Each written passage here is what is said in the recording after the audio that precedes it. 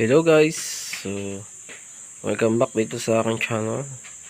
So may gagawin tayo ngayon isang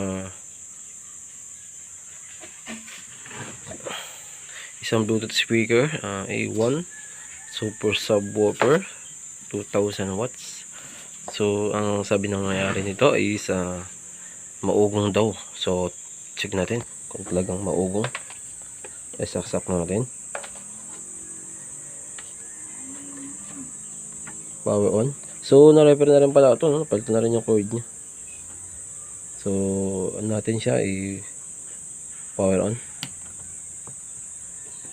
Music. FM tuner. Bago rin yung ano niya. Line in. So napapansin nyo yung ugong, parang may pitik-pitik. So check natin ano talaga yung problema nito. So habang binubuksan natin, shoutout muna tayo sa mga viewers natin. Kikita nyo na dyan sa screen yung mga shoutout natin.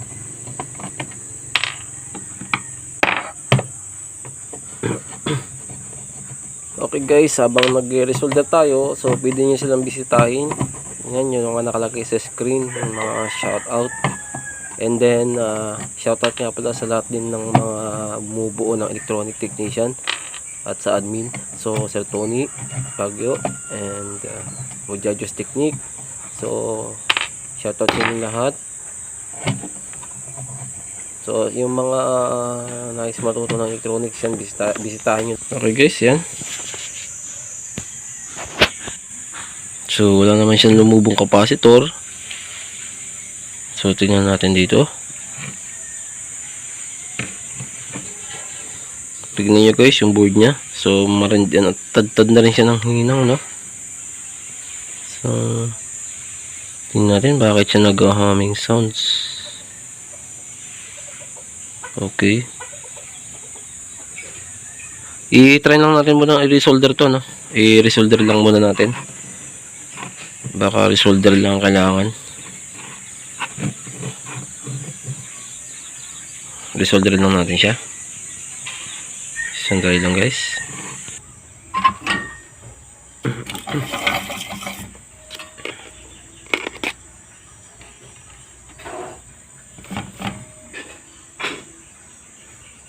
So i-discharge muna natin to.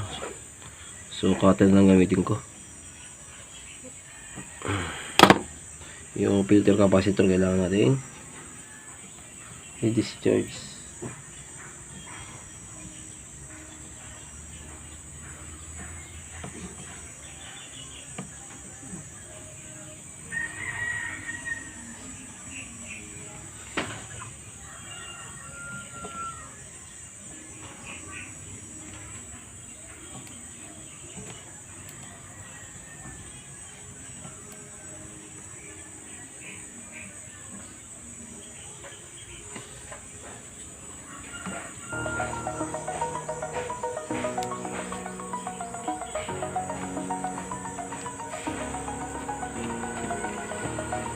Over the edge, feel like I'm floating through the air. The pain I felt is paid for, all is said and done.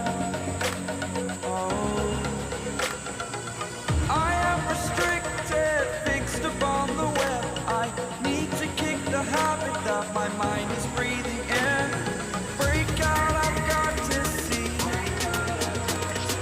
Spend all my life holding all of it closely. I played it innocent, a feel of discontent. I'm finally facing it all, fearless.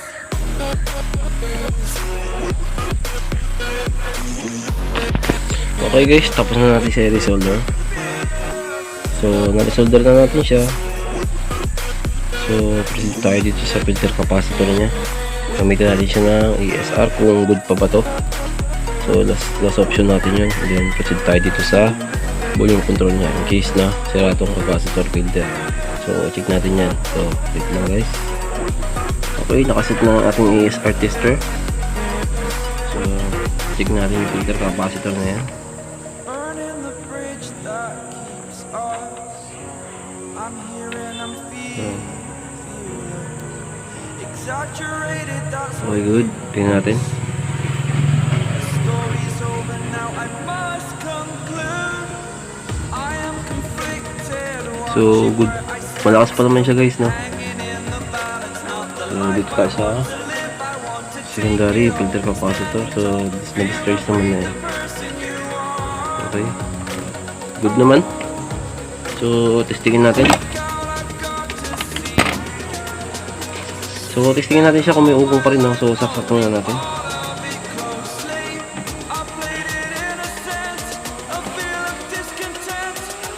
Saksak muna natin siya guys, no? So, power on. Music. FM. Line in. The Bluetooth device is connected successfully. So, wala na siya guys, ugong, no? Wala pa siya. So, nire-solder lang natin siya. Nag-normal na siya. So, wala kang marinig na ugong. So, ibig sabihin, ano lang siya, resolder lang.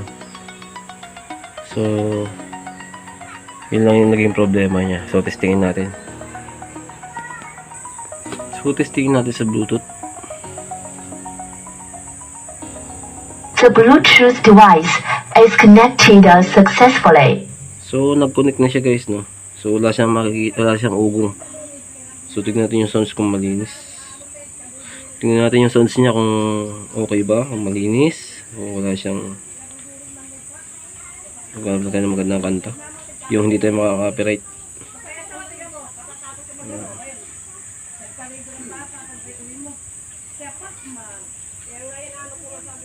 Okay, ulit lang. Alright.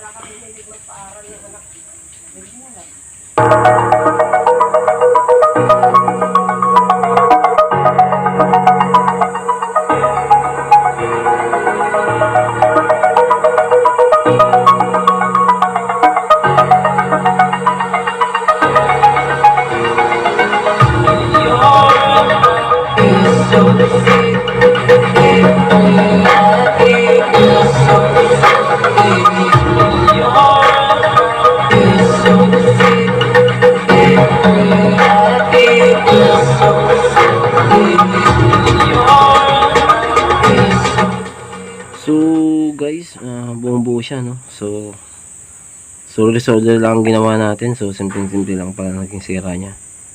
So buti na lang walang tinamaan. So yun lang. Sana may natutunan kayo. Salamat.